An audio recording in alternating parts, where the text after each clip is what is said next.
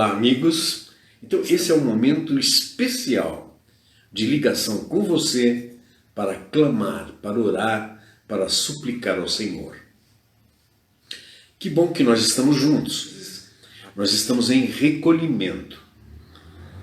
Parece um longo tempo, mas não é um longo tempo.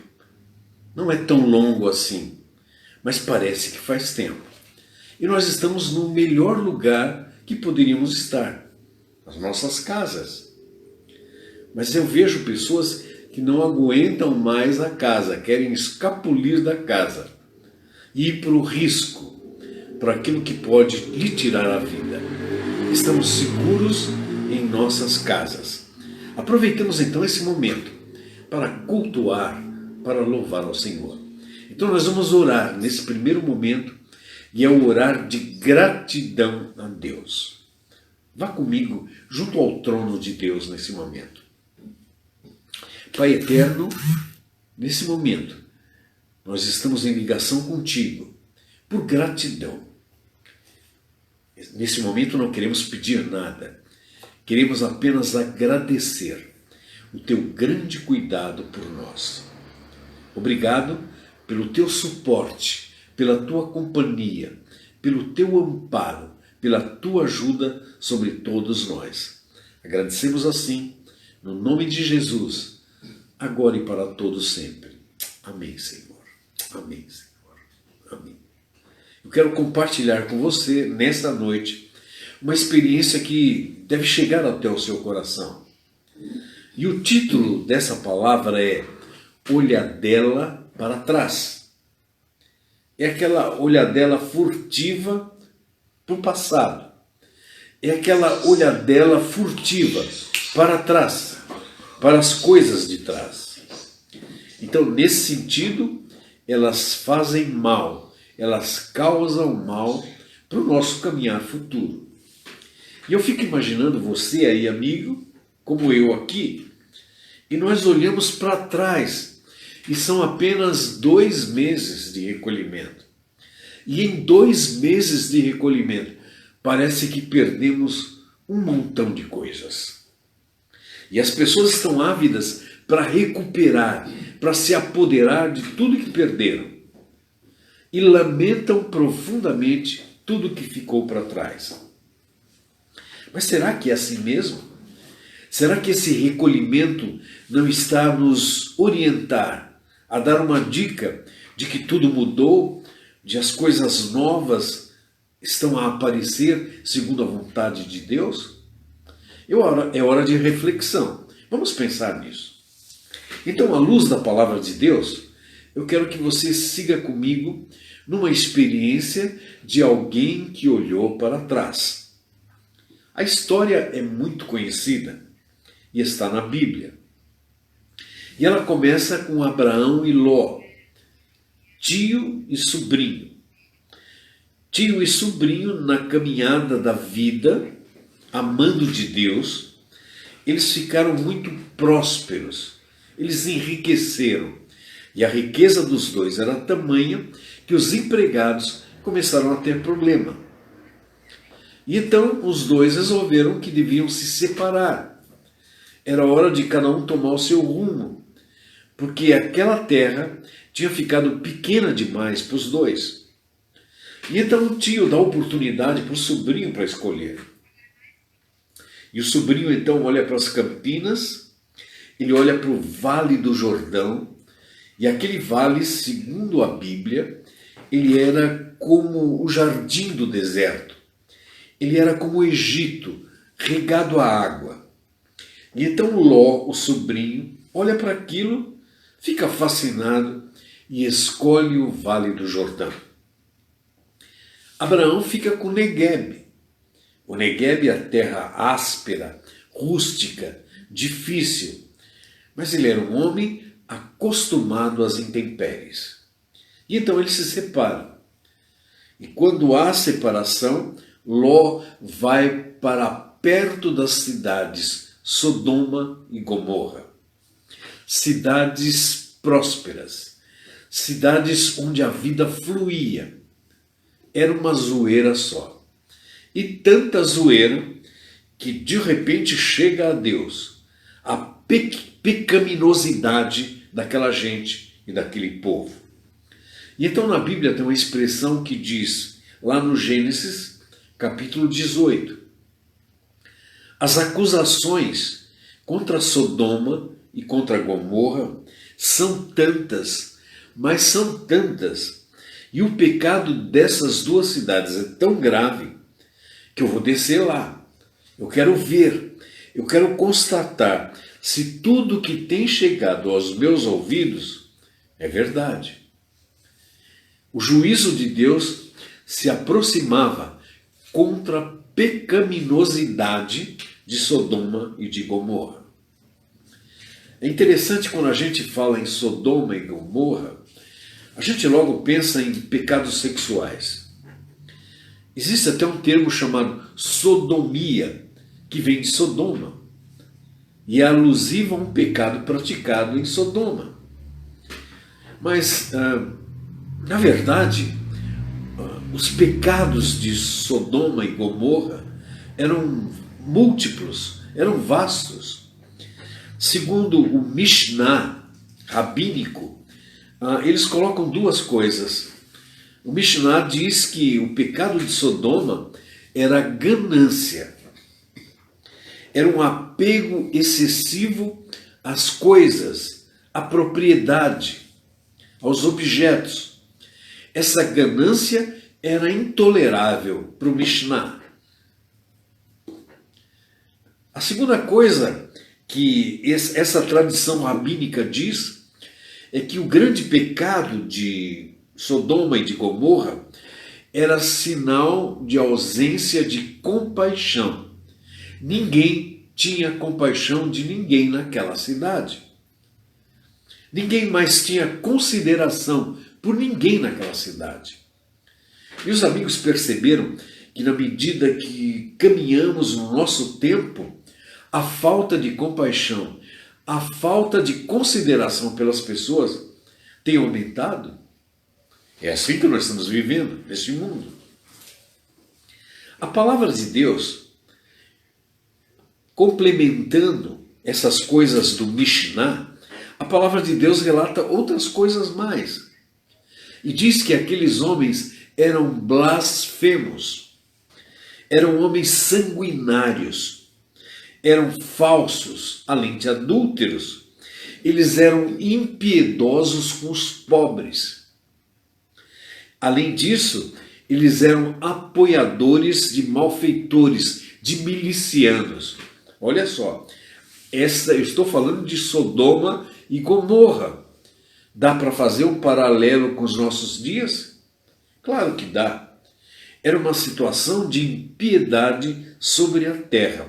O homem menor, o homem da classe mais baixa, não tinha mais consideração alguma daqueles poderosos. Então a palavra de Deus, no livro de Gênesis, no capítulo 13, diz: os homens de Sodoma e de Gomorra eram extremamente perversos e pecadores contra o Senhor. O que me chama a atenção aqui é essa expressão, extremamente perversos. Assim eram os homens de Sodoma. Será que isso tem paralelo com a gente hoje? Eu percebo no meio da multidão e andando pelas ruas e por toda parte, essa perversidade reinante. É a cultura do ódio. O Brasil, que antes era tão bonzinho, eu me lembro até de uma comediante que no passado, em um programa de televisão, dizia que o brasileiro era tão bonzinho. Hoje ele não é mais bonzinho. Ele cultiva o ódio. Ele é extremamente odiento por isso. E então vem a justiça de Deus.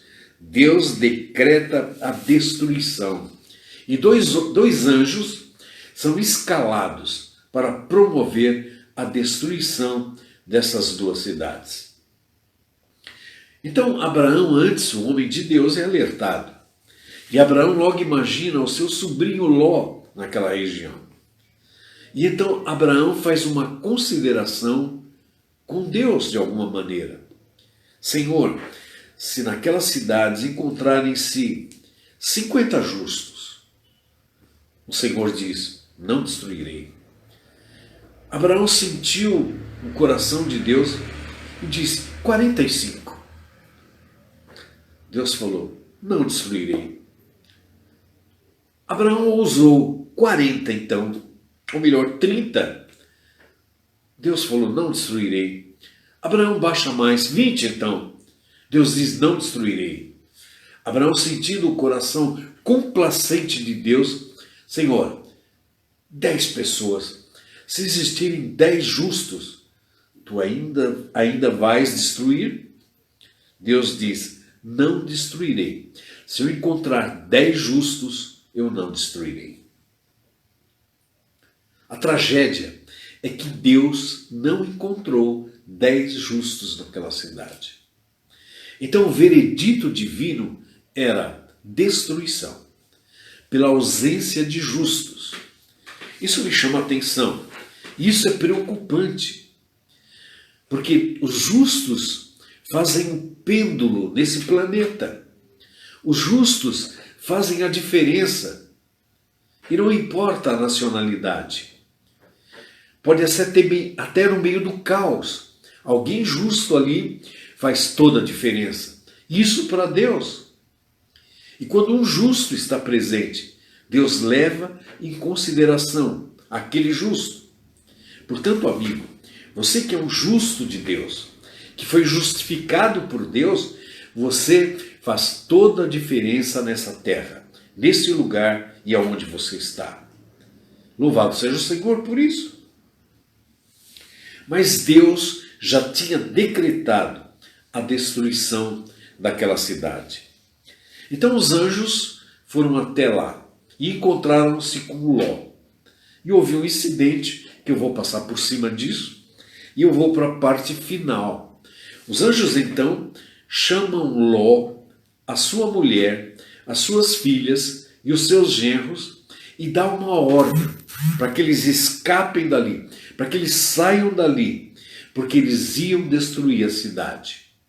Era a hora fatídica que eles tinham que cair fora para salvar as suas vidas. Os genros não acreditaram. Os genros tão chegados do sogro e da família não acreditaram nessa, caíram fora. Então os anjos, percebendo a demora de Ló, foram apressar a Ló. E aí disseram a ele, homem, anda logo, para que você não pereça. Era urgente, era capital, a ordem era peremptória, você tem que sair daí. Mas Ló demora-se mais um pouco, e então os anjos puxam Ló, a mulher e as suas filhas. Olhem só, eles foram puxados para sair de lá. Eles não saíram deliberadamente, eles foram puxados. Eu fico verificando essa experiência agora de usar máscara, não usar máscara, sair às ruas, não sair às ruas, evitar voltar à atividade, não voltar à atividade. E as pessoas vão se rebelando até serem puxadas para que não façam aquilo. Assim se deu com os anjos em relação a Ló, a sua mulher e as suas filhas. Foram arrancados com mão firme dos anjos para saírem daquele lugar. Me chama a atenção nesse relato da palavra de Deus que aqueles anjos, quando fizeram isso, eles deram 3 ordens. 3 ordens interessantes. E disseram para eles, olha, não olhe para trás. E essa é a principal, não olhem para trás. Quando vocês saírem daqui, não olhem para trás. Não olhem para o passado. Não olhem para o que ficou. Não olhem para trás. A segunda ordem foi, não parem durante a caminhada. Caminhem, prossigam, caminhem, prossigam. Não parem na campina. Não olhem para trás. Não parem na caminhada. E a terceira ordem foi, subam aos montes. Subam aos montes. A salvação está no alto, não está na campina, está no alto, nos montes, e ela é cheia de dificuldade. O que fez Ló? Ora, o homem não tinha saída. O homem sabia que a destruição iria acontecer. E ele assim começa a barganhar com Deus. Sabe o que ele fala? Ele diz assim: Senhor, dessa maneira não, Senhor. Assim não, Senhor. Ele faz um queixume a Deus. Eu tenho sido sincero contigo. Eu tenho achado graça aos teus olhos. E a tua misericórdia, ela tem sido grande, constante comigo. Então, não é um contraponto? Completamente. A salvação estava nos montes, segundo os anjos. E Ló está dizendo, se eu subir para lá, esse mal me alcança. É um contrassenso. Isso é raciocínio humano do querer humano, daquilo que está no subconsciente, daquilo que está armazenado na cabeça, como que sendo o melhor. Mas Deus está dizendo, suba para lá, é naquela dificuldade que você vai agora. É ali que está a saída. Mas Senhor, se eu for para lá, esse mal me pega, me alcança, me detona. Era assim o argumento de Ló para Deus. E então ele dá uma sugestão a Deus. Olha só, ele tem a petulância de dar uma sugestão para Deus. E assim as pessoas fazem também. Todo mundo faz isso. Quer dar uma mãozinha para Deus, quer dar uma opinião para Deus, quer dar uma sugestão para Deus, achando que sabe do melhor. E então Ló disse assim, ó Senhor, tá vendo aquela cidade lá? Ela é pequena, a cidadezinha de Zoar. Então me manda para lá, eu escapo para lá, eu vou para lá e eu me livro desse mal. Então os dois anjos ali que iam cumprir a missão já estavam irritados e impacientes com Ló. E então o anjo diz assim, vamos resolver isso. Você corre para lá, se apressa para lá, vai rápido para lá e eu não vou fazer nada até que você chegue lá. Isso atrasou o projeto. Isso atrasou a execução daquilo que estava programado. Então eles foram a noite toda caminhando para Zoar. Ló, a mulher e as filhas. E a Bíblia diz assim, e saiu-lhe o sol quando chegou a Zoar. Isso quer dizer que andaram à noite, amanhecia o dia, quando eles entraram na cidade de Zoar. Adentrando a cidade, eis que começou a cair enxofre e fogo do céu sobre Sodoma e Gomorra. Agora lembram da ordem? A ordem de Deus é não olhe para trás. E você está entrando na cidade de Zoar, o ponto da salvação, e você não pode olhar para trás. Mas você ouve o estrondo, o barulho, a destruição. E a tendência de olhar é toda, é completa. E aí o que fez a mulher de Ló? Ela não resistiu. Ela olhou para trás.